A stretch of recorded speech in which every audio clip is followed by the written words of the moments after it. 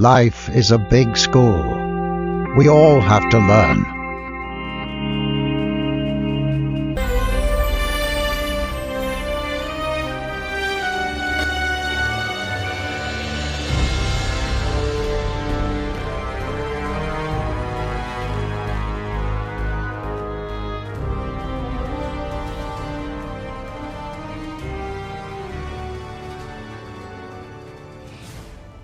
In the beginning of time, there was only chaos. But from this chaos, the first deities were born. Ouranos, the sky god, was one of the first to arise. He was a powerful ruler, but also cruel and unjust. He had the ability to control the weather, the stars, and the moon, and his power was immense. Ouranos had many children with his wife Gaia, the earth goddess. But he was not pleased with them, for they were not all perfect and beautiful like he wanted them to be. So he locked them away in the depths of the earth, where they could not be seen by the light of the sun.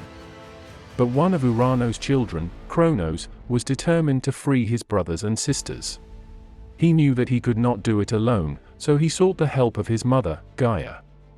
Mother, I cannot stand the way Father treats us and our brothers and sisters. We must do something about it. I know, my dear, but what can we do? Ouranos too powerful for us to fight alone. I have a plan, but I will need your help. Anything for my children. What do you need? I need a weapon that can cut through anything. A sickle, like the one Father uses to reap the harvest. I can give you a sickle, but it will not be easy to defeat Ouranos. He is very powerful. I know, but I am determined. I will not rest until our brothers and sisters are free. Gaia gave Cronos a sickle, and with it, he set out to overthrow his father. Cronos was filled with determination and anger. He knew that his father was the reason why his brothers and sisters were locked away in the depths of the earth, and he was not going to let this stand. When Ouranos came down to visit Gaia, Cronos was waiting for him. As Ouranos lay with his mother, Cronos crept up behind him and with one swift strike, he castrated Ouranos and cast his genitals into the sea. With Ouranos defeated, Cronos and his siblings were finally free. But Cronos was not content to simply rule in his father's place. He wanted to make sure that no other god would ever treat his children the way that Ouranos had treated him and his siblings. I will rule in Father's place, but I will do it differently. I will rule with fairness and justice. And so Cronos took the throne and ruled with fairness and justice. Under his rule, the world was a peaceful and prosperous place. And the children of Cronos and his sisters and brothers were treated with kindness and love. The world was finally free of the cruelty of Ouranos, and his children were no longer locked away in the depths of the earth. Cronos had fulfilled his promise to his mother and his siblings, and the world was a better place because of it. The blood of Ouranos, the god of the heavens, flowed down to Gaia, the goddess of the earth, giving birth to a fourth generation of giants known as the Gigantos. These giants were larger and more powerful than the Cyclopes and Hecatonchires. They were known for their tall bodies, shining shields, and fierce, hideous faces. They always held long, sharp javelins in their hands. Furthermore, the blood of Ouranos also gave birth to the goddesses known as the Ouranes. They were armed with whips and torches and had hair made of snakes. Their appearance was so terrifying that anyone who saw them would run away in fear. Their mission was to punish and avenge criminals by tormenting them day and night, making them unable to sleep or eat well. It is also said that drops of Ouranos' blood fell into the sea and gave birth to Aphrodite, the goddess of love and beauty. Gaia is not just known for giving birth to the Titans and other giants. As the goddess of Mother Earth, she is considered the great ancestor of mankind and the dwelling place for mortals.